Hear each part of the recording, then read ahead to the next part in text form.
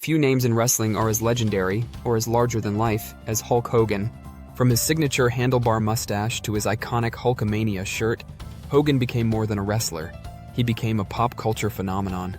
But behind the fame, the flexing, and the fanfare lies a complex story of rise, reinvention, and controversy. So let's take a deep dive into the full story of Hulk Hogan. His early life, his wrestling dominance, his legacy, and ultimately, his death. Early life. Hulk Hogan was born Terry Jean Bollea on August 11, 1953 in Augusta, Georgia. He was raised in Tampa, Florida, where he became obsessed with wrestling and baseball. He played bass guitar in local rock bands, and at one point even considered a music career. But fate had other plans. He started training as a professional wrestler in the late 1970s, and by 1979, he made his debut with the World Wrestling Federation, the WWF. The persona Hulk Hogan was born shortly after, inspired by his incredible size, charisma, and comic book-like presence. Rise to wrestling icon. Hogan didn't just rise in wrestling, he redefined it.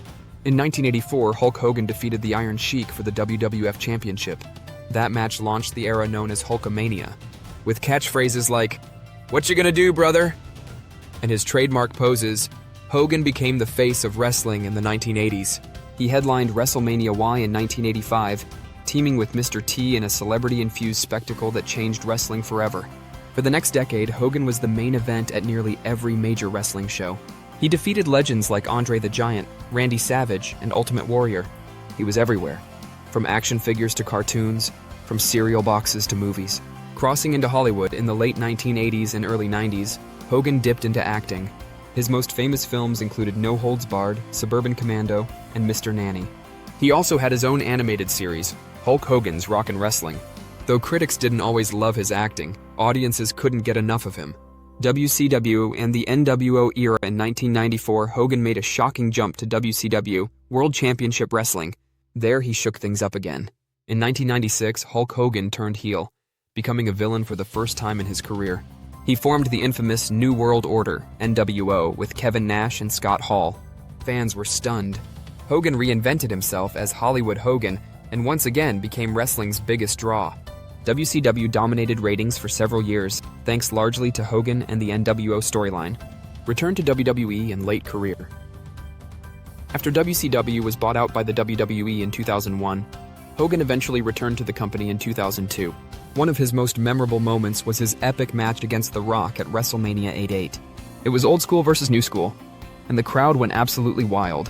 Hogan also had brief runs in TNA wrestling, and stayed active with appearances and reality shows like Hogan Knows Best. Controversies and legal battles. But Hogan's life wasn't without controversy. In 2015, he was fired from WWE after a leaked audio recording revealed him making racist remarks. The fallout was intense. His legacy took a massive hit. Later, he successfully sued Gawker for releasing a sex tape, winning a $140 million judgment in a highly publicized court case. Despite the scandals, many fans never stopped supporting him. And in 2018, he was quietly reinstated into the WWE Hall of Fame. Personal life and health. Hogan married Linda Claridge in 1983. They had 2 children, Brooke and Nick. Their family was featured on reality TV, but the couple divorced in 2009 amid public disputes. In recent years, Hogan has battled numerous health issues. He's had over a dozen surgeries, mostly on his back and knees. He often spoke about his chronic pain and the toll wrestling took on his body. Death and legacy. On July 24, 2025, Hulk Hogan passed away at the age of 71. The official cause was complications from multiple surgeries and long-term health decline. Tributes poured in from across the world.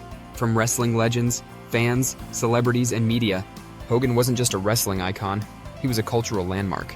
Fun facts about Hulk Hogan: he was 6'7" tall at his peak and weighed over 300 pounds.